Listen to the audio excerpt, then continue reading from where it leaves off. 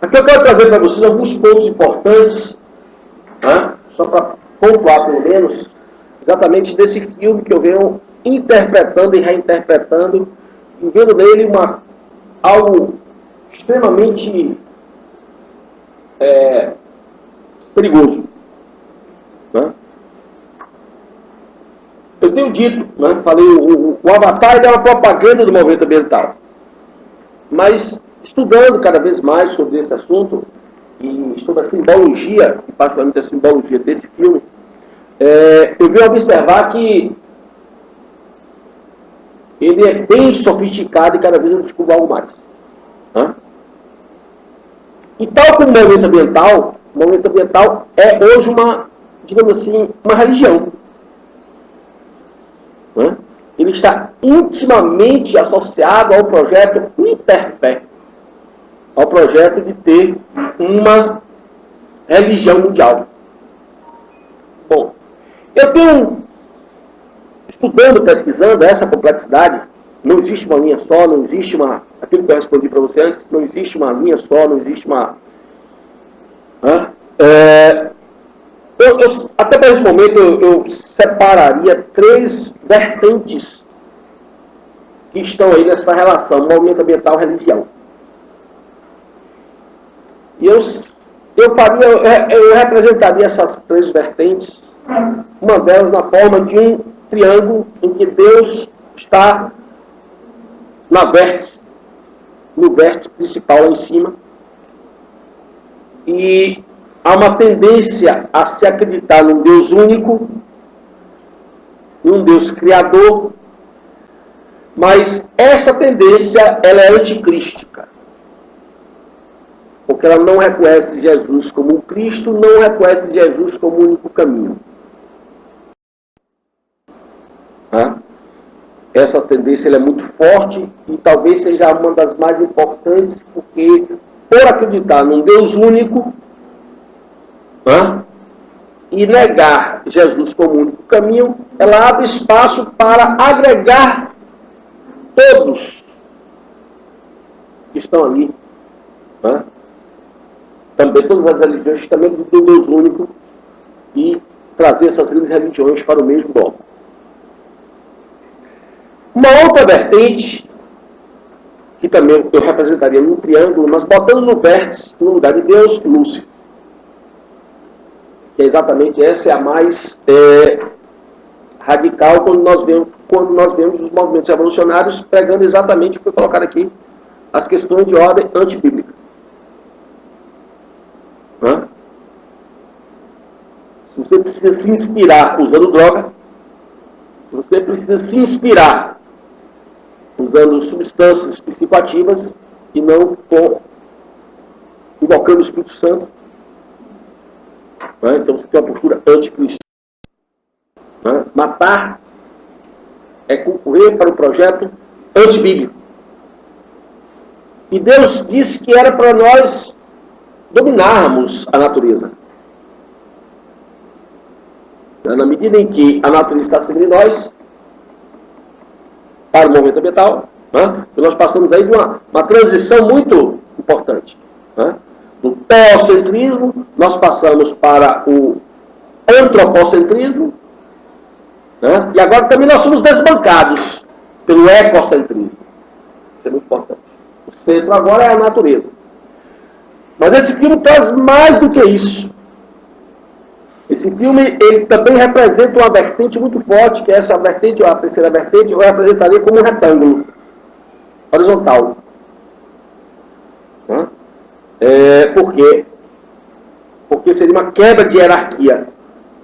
Se você prestar bem atenção no filme, a origem da vida não é mais Deus, é a terra-mãe.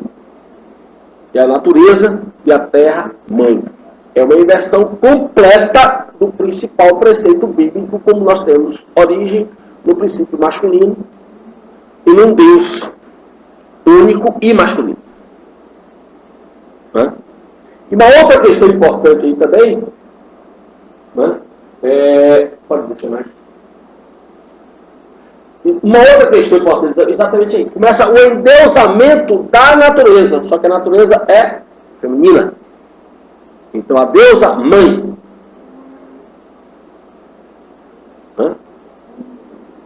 Então, você tem ali toda uma concepção bastante gnóstica, anticrística. Aí, nesse caso dessa versão, ela é antideus e anticrística. Então, eu até para esse momento eu separaria 3 versões. A versão Deus único, porém anticrística. A versão luciférica, em que Lúcifer passa a ser o grande idealizador revolucionário, o grande modelo de revolucionário, tal como inclusive preconizou Bakunin e tantos outros.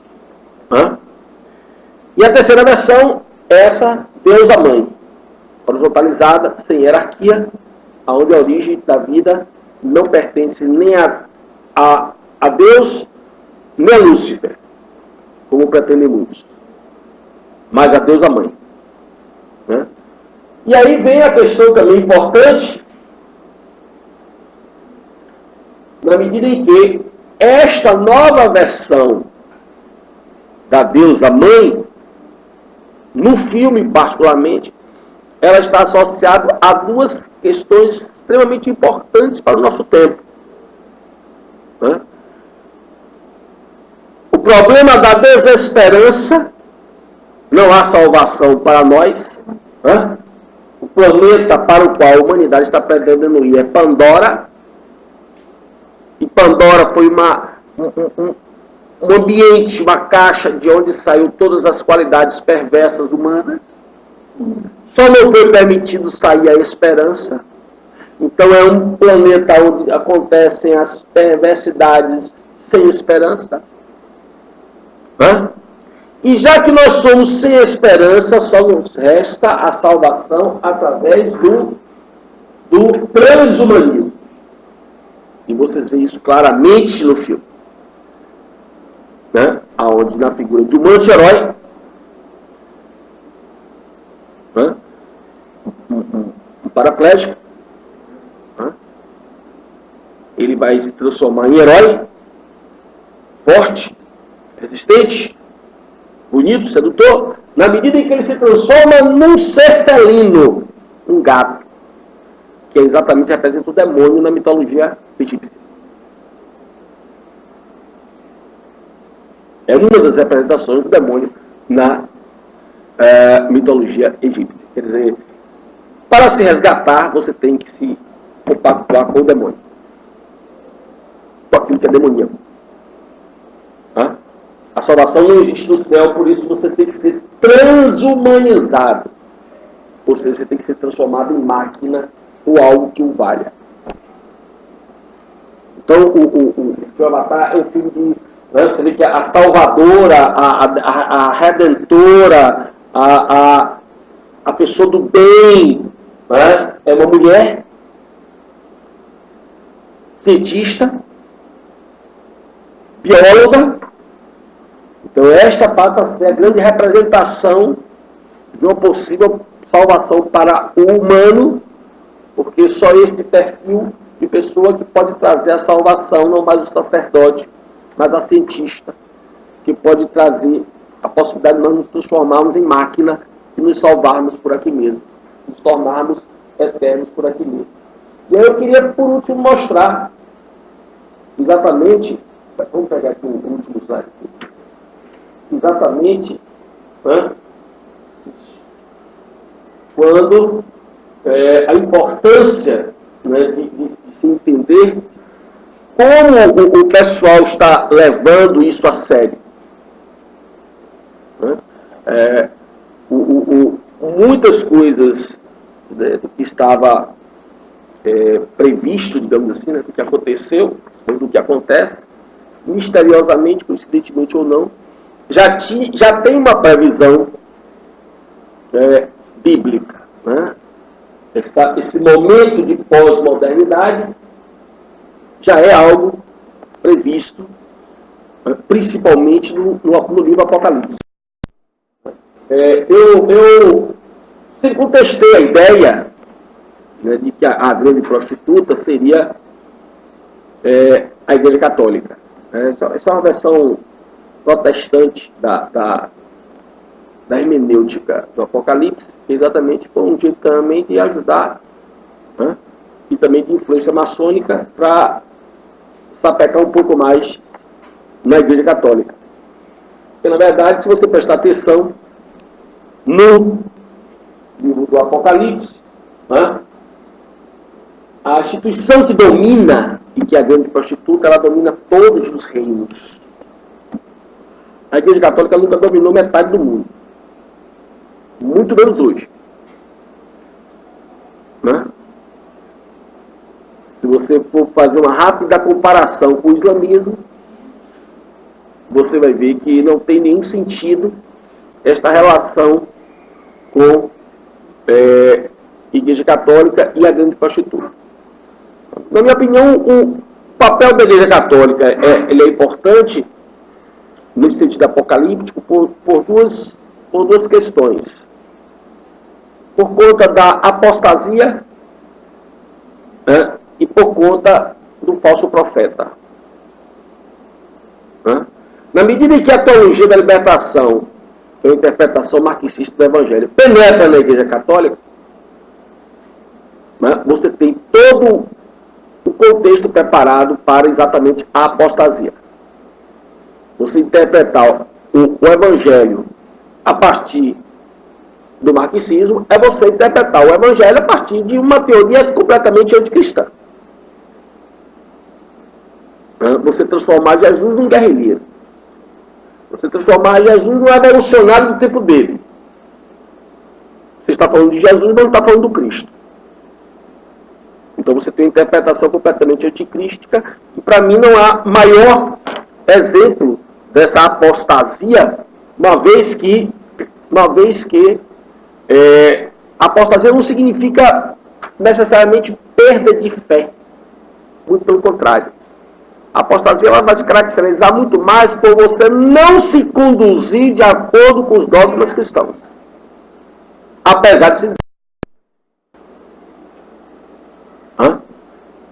E o segundo elemento importante disso aí, exatamente o Papa, esta é a minha concepção, o Papa como o falso profeta. E se você prestar atenção nos enunciados desse Papa, em primeiro lugar ele é jesuíta. Então já é um problema muito sério com isso. Porque o fato de ele ser jesuíta, ele já estava anti-igreja. Quem quiser estudar a história do jesuitismo vai saber que, apesar de ter sido uma instituição criada por Inácio de Loyola para proteger o papado, a partir de um determinado momento ela se volta contra o papado. A Companhia de Jesus é considerada hoje uma das instituições mais poderosas do mundo. O pessoal até fala muito da maçonaria, mas há quem diga que a Companhia de Jesus chega a ser mais poderosa do que a própria maçonaria. Eu não vou ficar preocupado com essa questão de relação de poder, quem faz mais do que eu sei que o pessoal está aprontando muito. Né? E, inclusive, os próprios Illuminatis têm origem em ex-jesuítas também, né? Que entram para a maçonaria. Fidel Castro, ex-jesuíta, né? Há uma série de relações aí. O movimento nicaragüense, que foi o comunismo na Nicarágua, né? Tal como agora inventaram o bolivarianismo aqui na América Latina. O movimento nicaragüense foi criado e encabeçado por 4 padres guerrilheiros da teologia da libertação. A guerrilha da Nicarágua, a implantação do sandinismo, né? A guerrilha nicaragüense, o sandinismo, que vale o bolivarianismo hoje, o sandinismo era uma doutrina revolucionária criada por jesuítas. Então o fato desse Papa ser jesuíta já é preocupante. E não por acaso ele está encabeçando, ele está muito influenciando bastante o movimento ambientalista. A dimensão verdadeiramente religiosa do movimento ambientalista está sendo muito direcionada por ele. Ele é um dos principais líderes hoje desse movimento interfé. que busca criar uma fé global, uma religião universal. Ele é um dos principais líderes, tem um papel importante nisso. Por isso eu atribuiria a ele, se for o caso, se eu estiver correto, posso estar equivocado, a figura do falso profeta. A grande prostituta não pode ser igreja católica por uma questão muito simples e objetiva. Ela nunca dominou nem metade do planeta. E o Apocalipse é muito claro. A grande prostituta, ela domina todos os reinos. E só existe uma instituição na face da Terra, uma única instituição na face da Terra, que dominou todos os reinos. Chama-se Organização das Nações Unidas. E é exatamente ela que está por trás da propagação e do fomento de todos esses direitos anticristãos. Por isso, cabe a ela a expressão, sai dela, povo meu. O vinho, como elemento de embriaguez. O vinho sempre ele representa um elemento de embriaguez. Em um ou outro livro da literatura, digamos, religiosa, o vinho pode significar embriaguez e esclarecimento. Mas, de modo geral, o vinho significa embriaguez e entorpecimento da alma, queda humana, perversão.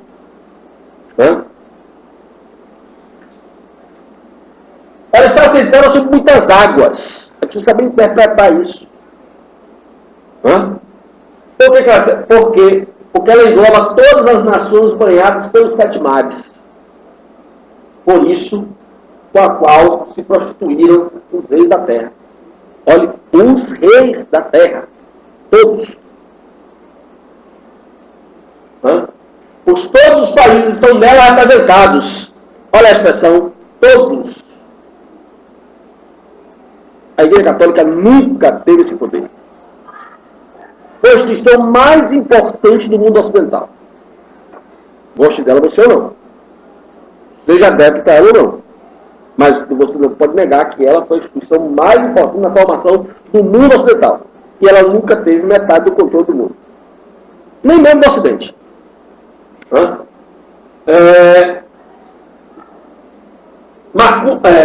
Macomunam de modo a renovar o poder terreno e a tentativa de controle sobre seus filhos. Então você vê que,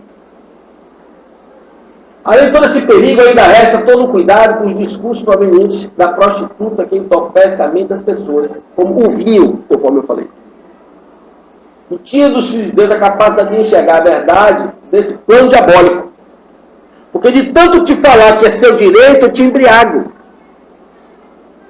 Você fica embriagado. E tira de você a percepção de perceber esse plano diabólico.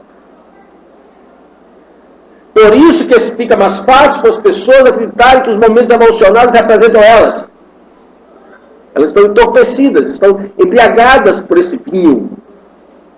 O feitiço de dizer que você tem direito. Isso é embriagante. Ninguém está numa situação tão confortável assim. Seja material, seja espiritual. Quem tem um pouco mais de conforto material, está com sérios problemas espirituais, psicológicos e essenciais. Está todo mundo em crise. De alguma forma, as pessoas estão em crise. Então é fácil seduzi-las. Por isso o vinho. Daí, pois, o cuidado com o veneno que está embutido nos chamados politicamente corretos. Então, os que habitam na terra se embebedaram com o vinho da sua prostituição. Da prostituição da grande prostituta. Muito cuidado com os novos discursos e interpretações sobre os direitos humanos. Os direitos humanos passaram a ser, fundamentalmente, direitos sexuais, drogatícios, etc. Diga o que você fala. Não, sobre a questão dos iluminados, que nós não temos um conhecimento verdadeiro sobre a proporção que ele tem, é meio público fechado, mas que tem uma influência gigantesca em todo mundo. Estava até feito o problema dos iluminados. E não sabemos assim. Isso, eu estou entendendo. É fechado mesmo e tem uma literatura muito grande falando sobre isso, mas eles têm uma grande influência. Inclusive os maçons que fundaram a América, começar pelo próprio George Washington, ele já chamava, a América foi construída, o investimento maior foi feito pelos templários, tanto Cabral quanto Colombo estavam ligados aos templários, você vê que pela própria vela das caravelas era a cruz templária, mas posteriormente os maçons tomam conta, né, os Estados Unidos vão ser construídos a partir de um grupo maçom, e o próprio George Washington, existem versões que o próprio George Washington já chamava atenção para o perigo que estava ocorrendo com a penetração e expansão desse grupo que se passou a se chamar Iluminados. Iluminados pela razão luciférica. Né? A luz do portador de luz. Né? Há muitos livros escritos sobre isso. Né? De quem influenciou quem, a partir de quando. Né? O fato é que essa rede, muitos grupos vão se aproveitar, por isso que a maçonaria termina ganhando fama. Porque ela cria uma rede, e essa rede depois vai ser utilizada por alguns grupos para alcançar determinados intentos. Inclusive as grandes corporações.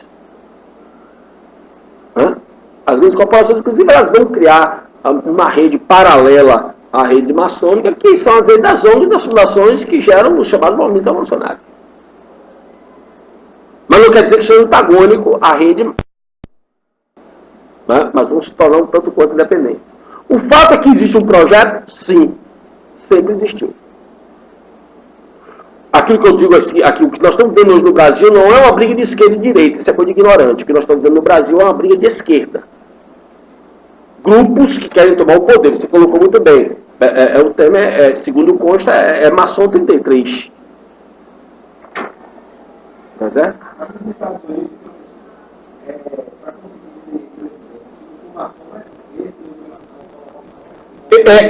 Eu já ouvi dizer isso. Né? A força dele, a força de Temer, ele não está sozinho. Não é uma questão de Constituição. Entendeu?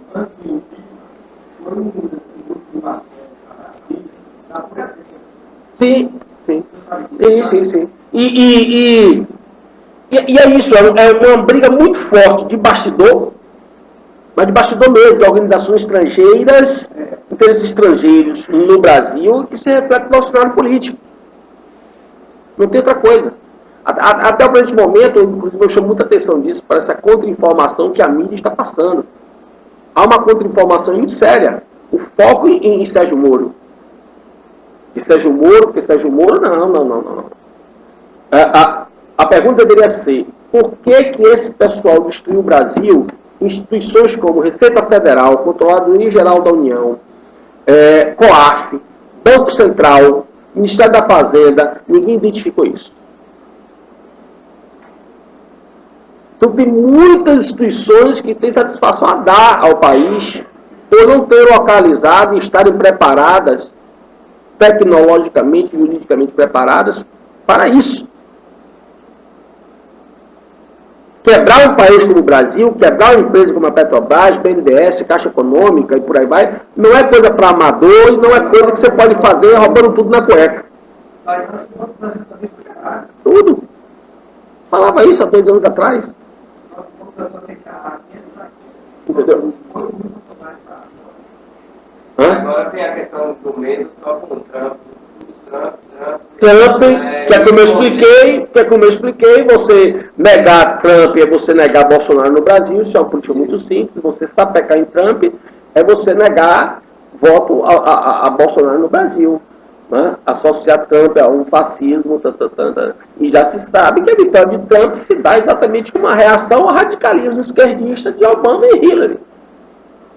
Essa coisa de ficar xingando os outros porque é branco e racista, xingar os outros porque é heteromofóbico, né? Isso não deu certo, provocou reação. Eu tenho até dito por esses últimos dias, o pessoal está muito baseado na ideia, os esquerdistas, né, da ideia leninista, de que uma minoria organizada domina a maioria desorganizada. Funcionou durante muito tempo. Mas isso é outra teoria, a da multidão silenciosa. Eu te dou a resposta depois. Eles esqueceram que havia uma multidão silenciosa. Quando está silenciosa, eles estavam exatamente percebendo o que estava pensando. E você viu isso aqui no Brasil também, porque no momento em que eles pensaram que podiam fechar o Brasil, que já tinha o controle do Congresso, que já tinha o controle da imprensa, que já tinha o controle das universidades, ou seja, que a sociedade já tinha sido aparelhada o suficiente, que a militância já era o suficiente para tomar o Brasil, e por diversas vezes Dilma tentou implantar uma ditadura no Brasil, e deu errado, porque eles se enganaram nos cálculos. A multidão silenciosa não estava tão doutrinada quanto eles pensaram que estava. Professor, uma das coisas interessantes que eu estou achando, no discurso de Trump, assim, é uma coisa meio bastante meticulosa, quando ele fala que quer que o Japão tenha bomba atômica para lutar contra a Coreia do Norte. Quer dizer, já é o princípio de lutar contra os comunistas, também a gente já é um princípio de fim do mundo, quer dizer, se a Coreia do Norte está ameaçando jogar bomba atômica, por que eu não jogo uma bomba atômica? E não somente a bomba atômica, aliás, fazer todo mundo joga bomba atômica. Exatamente. Com isso eu não estou dizendo que Trump é um cara lindo e maravilhoso. Eu não estou aqui, entendeu, dizendo que é muito pelo contrário. Essas últimas eleições, essas últimas gerações de políticos nos Estados Unidos é deplorável para todo lado. Entendeu? É deplorável para todo lado. O que eu estou falando é que, do jeito que a coisa ia, com essa dupla Obama-Clinton, a coisa não ia ficar boa. A nova ordem iria se implantar em um curto espaço de tempo, mais do que o que estávamos imaginando. E há uma ideia, sempre houve, há um plano, de que, em última instância, cria-se uma guerra atômica porque extingue-se boa parte da humanidade. Os caras, olha lá, Chernobyl. 15 anos depois, Chernobyl, a natureza está próspera. 15 anos depois, a natureza está toda restaurada. Então tem muito maluco aí que não tem mais medo da bomba atômica.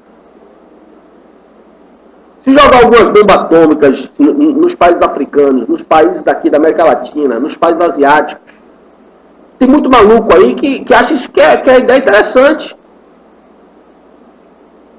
Destrói a população desses países, daqui a 15 anos a natureza vai estar toda renovada para eles. Isso não isso é um projeto. A bomba chinesa, Mao Tse-tung, quando criou a bomba atômica, que na verdade tanto a Rússia quanto a China foi espionagem, né? Roubaram a tecnologia americana, graças a pessoas como Hillary Clinton, passando informações privilegiadas para a Rússia. O projeto de Mao Tse-tung era esse. Ele pipocava metade do mundo, ele era o país mais populoso do mundo, 800 milhões de chineses na época. Ele calculava o seguinte: se eu perder metade da população, ainda tenho metade para povoar o resto do planeta. A China não criou a bomba atômica para se proteger, não. Ela criou a bomba atômica para estourar. Então, você está colocando, isso é muito importante. Aqui um projeto que seria como ficaria o mundo dividido em grandes blocos, o projeto de uma federação mundial, consagração de uma nova ordem mundial, não é invenção minha, circula na internet com muita facilidade. E aqui você vê, por último, a previsão do ritual que ficou conhecido como World Trade Center, mas que foi, na verdade, um ritual satânico de oferenda aos demônios do fogo. E você vê aí as imagens dos demônios. E você vê que estava previsto. Apocalipse 18, clamou fortemente com grande voz, dizendo: caiu a grande Babilônia. Que é Babilônia? Uma cidade de negócio. e se tornou morada de demônios, e covil de todo espírito imundo, e esconderijo de toda imunda e odiável, dizendo: ai, ai daquela grande cidade que estava vestida de linho fino, de púrpura e de escarlate, e adornada em ouro, pedras preciosas e pérolas, porque numa hora foram assoladas tantas riquezas. Inúmeras empresas faliram, viraram pó, que inclusive tinham sede numa torre e becado. E todo piloto, e tudo que navega em naus, e todo marinheiro, e todos que negociam no mar, se puseram de longe, e vendo a fumaça do seu incêndio, clamaram dizendo: que cidade é semelhante a esta grande cidade? E isso aconteceu, né? Muitos navios viram, a muitos e muitos quilômetros de distância, as chamas geradas pelo morto de incêndio.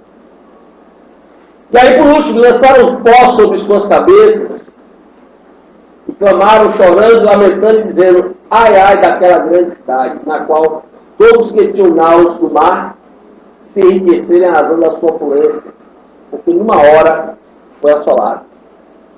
Jogaram cinzas sobre suas cabeças. A relação fortíssima entre determinadas coisas que estão acontecendo e determinadas coisas que nós estamos vendo